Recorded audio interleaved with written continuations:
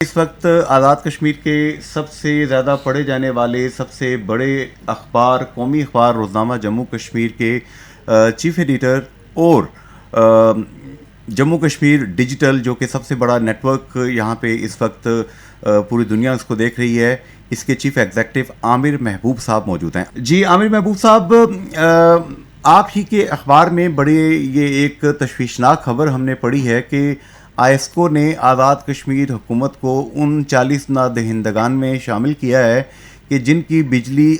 ادائیگی نہ کرنے کی صورت میں منقطع ہو جائے گی۔ سر یہ کیا ڈیٹیل ہے، کیا غلطی ہوگی آزاد کشمیر حکومت سے؟ دیکھیے ایک تو یہ بات ہے کہ آزاد کشمیر اور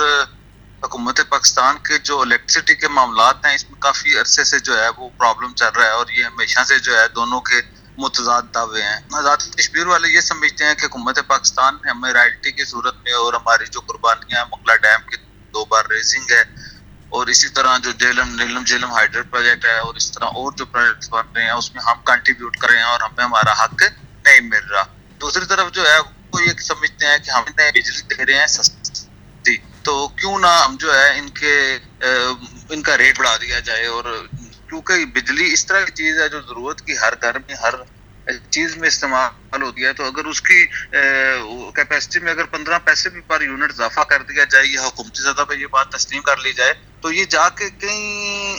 ارب روپے بچ جاتے ہیں، اور بہت زیادہ اس میں کلیکشن ہے۔ تو یہی طریقہ کار ہوتا ہے کہ جب بھی وہ کرنا ہو تو بجلی کو ہی مہنگا کیا جاتا ہے۔ تو آزاد کشمیر جو ہے اسے جو بجلی دی جا رہی ہے یہ کافی عرصے سے تنازع ہے آئسکو کا اور حکومت آزاد کشمیر کا الیکٹریسٹی ڈپارٹمنٹ کا۔ اسے جب فیاض علی عباسی صاحب تھے، اس سے پہلے اکرم سہیل صاحب جب سیکٹری الیکٹریسٹی رہے، تو اس وقت اس معاملہ ایڈریس کر لیا تھا۔ سردار سکندر یاد صاحب بھی آنکھوں میں آنکھیں ڈال کے بات کیا کرتے تھے، بعد میں ویسے سلطان محمود چودھری بھی بڑے ان کے خلاف متحرک رہے، لیکن جو اصل ہے کیونکہ آج کل جو حکومت ہے اس کی جو توجہ ہے آزاد کشمیر حکومت کی، اس کے ایک تو یہ بات ہے کہ اپوزٹ حکومت ہے پاکستان میں اور حکومت ہے، اور اس کے مخالفین کی حکومت آزاد کشمیر میں ہے۔ تو ایک تو یہ وجہ ہے کہ وہ جو اشرافیہ ہے یا جو بیوروکریسی ہے وہ یہ سمجھتی ہے کہ یہ ایک آسان سا حل ہے۔ دوسری یہ بات ہے کہ اس عالمی سطح پہ جو ریلیف کی بات کی جا رہی ہے آئی ایم ایف کی طرف سے، تو یہ ایک وجہ اس کی بھی ہے کہ انہیں یہ ان کی آنکھوں میں، کیونکہ ظاہر ہے کسی اسٹیٹ کی بجلی تو نہیں بند کی جا سکتی، اور وہ اسٹیٹ کی بجلی بند کریں گے تو آگے سے ادھر سے منگلا کی بجلی بھی بند ہو سکتی ہے نا۔ تو یہ کافی سارے ایشوز ہیں، وہ کر کچھ بھی نہیں سکتے یا کوئی ایسی پریشانی والی بات نہیں ہے، لیکن وہ فائلوں کا پیٹ بھرنے کے لیے کس طرح کا نوٹس جاری کیا گیا۔ آزاد کشمیر حکومت کو چاہیے کہ وہ اسے ایڈریس کرے، اور اس جو الیکٹریسٹی کے جو معاملات ہیں حکومت پاکستان اور حکومت آزاد کشمیر کے درمیان، انہیں طے کر لیا جائے تاکہ آئندہ جو ہے اس طرح کے مسائل کا سامنا نہ ہو۔ بلکہ اگر ہم کلیم کریں تو میرا خیال ہے کہ ارباں روپے جو ہے وہ وابڈا نے آزاد کشمیر کی عوام کے دینے ہیں، اور انہیں وہ پیسے دینے چاہیے، اور جب وہ پیسے آزاد کشمیر کی عوام کو مل جائیں گے تو میرا خیال ہے کہ ہم اسے بہتر انداز سے وہ کر سکیں گے۔ ابھی آپ یہ دیکھیں کہ منگلا ریزنگ کے وقت جو وعدے کیے گئے تھے ابھی تک وہ نہیں پورا ہوئے، ریام برج کا وہ نہیں ہوا، اضافی کنبہ جات والی بات نہیں ہوئی، اور جو چیزیں تھیں انفراسٹرکچر میں بہتری کے حوالے سے، تو وہ کسی بھی قسم کی کوئی بات نہیں کرتے کہ وعدے جو ہیں وہ وعدہ والے پورے کرتے۔ تو وعدہ جو ہے وہ سفید ہاتھی بنا ہوا ہے، اور آزاد کشمیر کی عوام کو وہ جتنے کوئی بجلی دیتے ہیں وہ میرا خیال ہے کہ وہ 2 روپے یونٹ بھی ہمیں قبول نہیں کرنے چاہیے۔ یہ جو نوٹس ہے اسے جنید صاحب اتنا سیریس لینے کی ضرورت نہیں ہے، کوئی اتنا کسی میں ہمت نہیں ہے کہ وہ آزاد کشمیر کی بجلی آف کر سکے۔ اس کا جو سنگین نتائج ہیں وہ شاید آزاد کشمیر پاکستان کے جو بیوروکریٹس ہیں یا اسکو کے کام ہیں وہ اس کی سنجیدگی کا انہیں اندازہ نہیں لیا جاتا۔ بہرحال میں یہ سمجھتا ہوں کہ اس طرح کا نوٹس بھی ہمارے حکومت کے لیے اور ہمارے لوگوں کے لیے توہین ہے، تو اس سے اجتناب کرنا چاہیے تھا، اور میں سمجھتا ہوں کہ یہ کوئی بہت ایسی بات نہیں ہے کہ اسے بہت زیادہ وہ کیا جائے۔ یہ ایک روٹین کا ایک نوٹس ہے، اور اسے روٹین میں ہی رکھا جائے تو بہتر ہے، لیکن آزاد کشمیر کے الیکٹریسٹی کے جو معاملات ہیں اسے توجہ دے کے حل کر لینا چاہیے۔ عامر صاحب یہ چیز بتائیں گے، پہلے بھی ہم آپ سے رہنمائی لیتے رہے ہیں کہ آزاد کشمیر کے سیاستدان اکراس دا پارٹیز میں بات کروں، کسی ایک پارٹی کی بات نہیں کر رہا، آزاد کشمیر کے افسران، آزاد کشمیر کے جو مختلف لوگ ہیں جن کے ایسٹس بیانڈ مینز، کہ آمدن سے زائد ان کے اثاثے पहले तो हम इस्लामाबाद, पिंडी, लाहौर, कराची इन शहरों में सुनते थे, फिर बात बरतानिया तक निकल गई, उसके बाद जनाब यूरोप तक बात गई, अमेरिका तक भी सुनते हैं कि इनके असासे एसेट्स मौजूद हैं, और मैक्सिमम जो ब्यूरोक्रेट्स हैं उनकी डूल नेशनैलिटी की भी बात हम सुनते हैं. तो उनके एहतसाब के लिए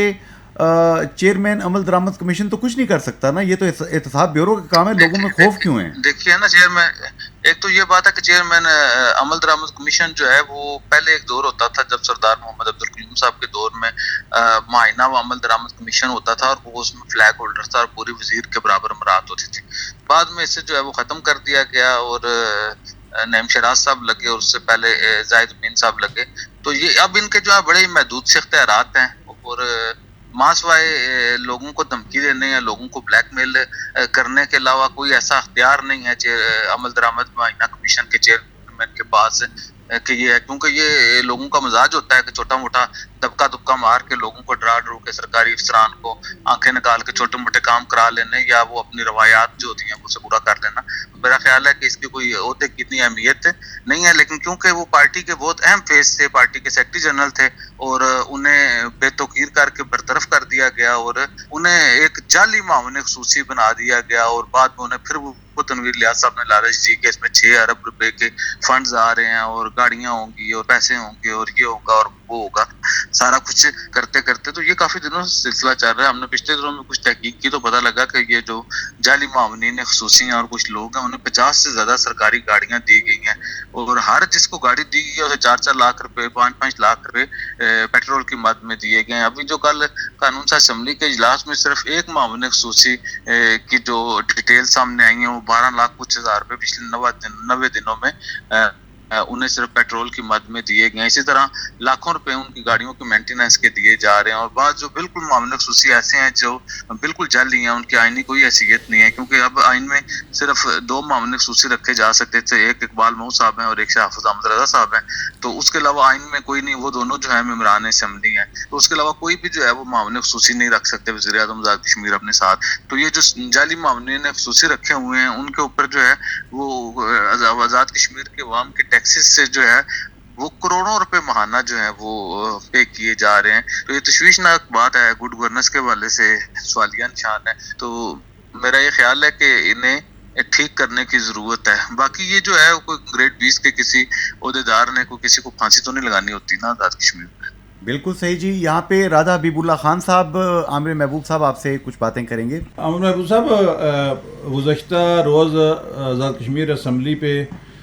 जो मोस्ट सीनियर वज़ीर हैं जनाब ख्वाजा मोहम्मद फ़ारूक साहब, उन्होंने तराने के हवाले से जो आज़ाद कश्मीर का तराना है उसके लिए एक कमेटी बनाई गई है जिसके वज़ीर ज़राअत सरदार मीर अकबर साहब चेयरमैन हैं. तो ये जो आज़ाद कश्मीर के आइन जो तराना है इसमें सबसे पहले सरदार अतीक साहब की जो 2006 की गवर्नमेंट थी उसमें जो इसका एक मिसरा था कि तुम भी उठो अहले वादी, उसकी जगह जाग उठी है सारी वादी, तब्दीली की गई थी. अब दोबारा जो है वो तब्दीली की जा रही है. ये पहले कश्मीर लिबरेशन सेल का नाम चेंज करके सिर्फ जो है वो सेल कर दिया गया उसे. अब कौमी जो तराना है आज़ाद कश्मीर में उसमें तरमीम हो रही है, इस बारे में आप क्या कहते हैं? देखिए जी, एक बड़ी बदकिस्मती है राजा साहब, ये जो कौमी तराने होते हैं, कौमी निशान होते हैं, कौमी फूल होते हैं या कौमी अवार्ड्स होते हैं, इनके साथ खिलवाड़ नहीं करना चाहिए. मेरा ये ख्याल है कि जो तराना है वो एसेट है और अगर वो थोड़ा सा लंबा है तो फिर भी कोई बात नहीं है कि अपने जो कौमी तराना जो है उसे उसकी मेरा ये ख्याल है कि इस तरह की बात गैर ज़रूरी सोचनी भी नहीं चाहिए. और अगर आप ऐसा काम करना चाहते हैं कि जी कोई ऐसी चीज़ ठीक करना चाहते हैं, मेरा ख्याल है कि पहले उसके ऊपर नेशनल कंसेंसस होना चाहिए. और अगर ये पार्लिमानी पार्टी है तो इसमें कम से कम इस हद तक ज़रूर होना चाहिए था पूरे पार्लिमान को मुत्तफिक होके एक ऐसे आदमी को इसका कौमी तराने के हवाले से बनाना चाहिए था. پہلے تو ضرورت ہی نہیں ہے، بالکل یہ غیر ضروری عمل ہے. لیکن اگر کوئی ایسی بات ہے کہ اگر کوئی یہ سمجھتے ہیں کہ بہت زیادہ سنجیدہ معاملات ہیں اور آزاد کشمیر کی عوام کو یا تحریک آزادی کشمیر کو اس سے کوئی نقصان ہو سکتا ہے یا کوئی سیکورٹی رسک ہو گیا ہے کہ اسے ٹھیک کرنا ہی کرنا ضروری ہے، تو پھر اس کے اوپر پہلے جو ہے وہ ہمارا نیشنل کنسنسس ہونا چاہیے تھا. اگر نیشنل کنسنسس نہیں کرا سکتے تو کم از کم پارلیمان کے اندر جو سیاسی جماعتیں موجود ہیں وہ پوری طرح جو ہے وہ اس میں وہ ان پٹ دیتے ہیں. اور اس کے بعد جو ہے تاکہ ہم کل پوچھیں نا پاکستان پیپل پارٹی والوں سے، ہم پوچھیں مسلم لیگ نون والوں سے، ہم پوچھیں تحریک انصاف والوں سے، ہم پوچھیں جماعت اسلامی والوں سے، ہم پوچھیں تحریک کیا کہتے ہیں جمہوری پیپل پارٹی والوں سے، ہم پوچھیں سردار محمد عبدالقیوم خان کے صاحبزادے سردار عتیق احمد خان جو مسلم کانفرنس کے قائد ہیں کہ آپ کی موجودگی میں یہ ترانے کا کیا ہوا ہے. یہ لوگ معاشرے میں عوام کے سامنے جواب دہ ہوں گے نا ایسی صورتحال میں. لیکن یہ جو طریقہ کار ہے کہ سردار میر اکبر خان صاحب یا میں اس کے ساتھ میرا خیال ہے کمیٹی میں ایسے لوگ شامل کرنا چاہیے تھے جو انٹلیکچوئلز ہوں، جن کا سوجھ بوجھ ہو، یہ ساری چیزیں دیکھ کے اسے کرنے کی ضرورت ہے. لیکن کیونکہ ہم لوگ اپنے اقتدار کے ساتھ مخلص ہیں، ہم اپنے اقتدار کے دن پورے کر رہے ہوتے ہیں، ہمیں جو ہے وہ قومی ترانے سے، قومی پرچم سے، قومی روایات سے، قومی اخلاقیات سے، قومی رواداری سے، قومی وزاداری سے کوئی غرض نہیں ہے. اور خاص طور پہ یہ جو موجودہ حکومت ہے سردار تنویر الیاس صاحب کی، انہیں تو بے شمار چیزیں جو ہیں انہیں نہ روایات کا پتہ ہے. پچھلے دنوں جو ایک بدقسمتی سے ایک میڈیا پرسن کے والے سے جو انہوں نے گفتگو کی اور وہ جو لوز ٹاک ان کی باہر آئی تو یہ بھی افسوسناک ہے. تو اس طرح کی صورتحال میں اس طرح کی غیر سنجیدہ چیزوں کی توقع رکھنی چاہیے. آخری بات عامر محبوب صاحب آپ بتائیں گے، جتنے سننے والے لوگ ہیں ظاہر ہے کہ آپ کا ایک جب نام فلیش کرتا ہے تو پوری دنیا میں لوگ کنیکٹ ہو جاتے ہیں کہ عامر صاحب جو بات بتائیں گے بڑی اس میں خبریت ہوگی، اس میں کوئی نہ کوئی وزڈم ہوگی. یہ آزاد کشمیر حکومت کے متعلق ہر 2 مہینے بعد 2.5 مہینے بعد یا تو سردار تنویر الیاس خان صاحب خود موقع فراہم کر دیتے ہیں کہ عدم اعتماد کی باتیں شروع ہو جاتی ہیں یا تمام لوگ اکٹھے ہو جاتے ہیں. تو اب وہ جو کراچی کا جو دورہ کر رہے ہیں، کیا یہ کوئی عدم اعتماد کو ڈیزالو کرنے کی کوشش ہے؟ کیا ہے یہ؟ جنید صاحب، پہلے یہ ہوا کہ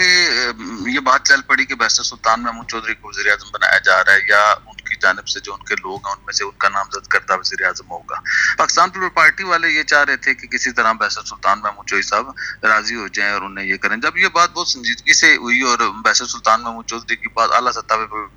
پارٹی کی قیادت سے ملاقاتیں ہوئی جس میں فریال تالپور صاحبہ اور بلاول بھٹو زرداری، قمر زمان قاہرہ صاحب اور جو ان کی سیاسی قیادت تھی ان کے ساتھ جب ملاقاتیں ہوئی تو تنویر الیاس صاحب کے لیے پریشانی ہوگی. تو انہوں نے پھر اپنے کچھ ساتھیوں کے ذریعے جس میں بعض کاروباری شخصیات ہیں جو کراچی کی ہیں، آج بھی ان کے پاس وہ گئے ہیں، تو ان کے ذریعے انہوں نے آصف علی زرداری صاحب کے ساتھ رابطہ کیا کہ کسی طرح جو ہے وہ جو ڈیل بحث سلطان محمود چودھری کو دے رہے ہیں آپ وہ ڈیل ہم سے لے لیں اور ہمارے پاس 6-7 لوگ ہیں، ہم 6-7 لوگ لے کے آ جاتے ہیں. کیونکہ تنویر الیاس صاحب بھی ظاہر ہے انہوں نے کاروباری آدمی ہیں، انہوں نے پارٹی کے ساتھ ان کی کوئی ایفیلیشن تو ہے نہیں ہے اور ظاہر ہے وہ اپنے انداز سے سوچ رہے ہیں. یہ چیزیں ظاہر ہے آگے تحریک انصاف کے اوپر مشکل وقت ہے، تو ان کے ذہن میں یہ تھا کہ آزاد کشمیر میں اگر ان کی پارٹی کے ساتھ ڈیل ہو جائے تو وہ انہیں سوٹ کرتی تھی. پھر اس کے بعد انہوں نے ایک ایسا موقع آیا کہ جب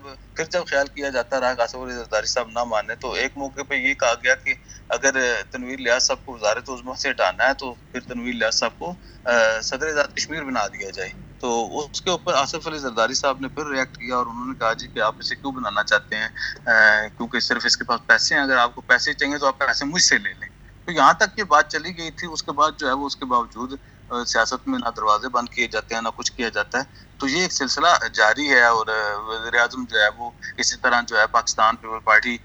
کے جو سینئر رہنما ہیں، لیڈرشپ ہے، ان کا اعتماد حاصل کرنا چاہتے ہیں. دوسری یہ بات ہے وزیر اعظم کیونکہ مالی اعتبار سے بہت زیادہ طاقتور آدمی ہیں اور پیپل پارٹی کی سیاسی قیادت کی بدقسمتی ہے کہ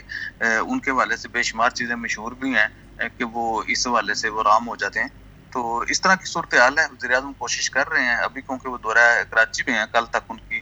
واپسی ہے. تو جب کل واپس آئیں گے چیزیں کچھ باہر نکلیں گی تو پھر اندازہ ہوگا کہ پاکستان پیپل پارٹی کی جو قیادت ہے وہ انہیں کیسے جواب دے رہی ہے. اگر آپ یہ بات دیکھیں کہ آج کل کے دور میں جب عمران خان اس لیول پہ پہنچے ہوئے آصف علی زرداری کے حوالے سے وہ کیا کہہ رہے ہیں، آصف علی زرداری پہ وہ اپنے قتل کا الزام لگا رہے ہیں اور شیخ رشید صاحب بھی جیل میں ہو گئے ہیں. ایسے حالات میں اگر انہی کا جو ہے وہ رہنما یا انہی کی پارٹی کا ایک یونٹ کا حکمران جو ہے وہ جا کے پاکستان پیپلز پارٹی کی قیادت سے ملنا چاہ رہا ہے یا وزیر اعلیٰ سندھ سے ملنا چاہ رہا ہے، تو آپ یہ دیکھیں کہ یہ چیزیں میرا خیال ہے کہ وہ پاکستان تحریک انصاف کی جو پارٹی پالیسیز ہیں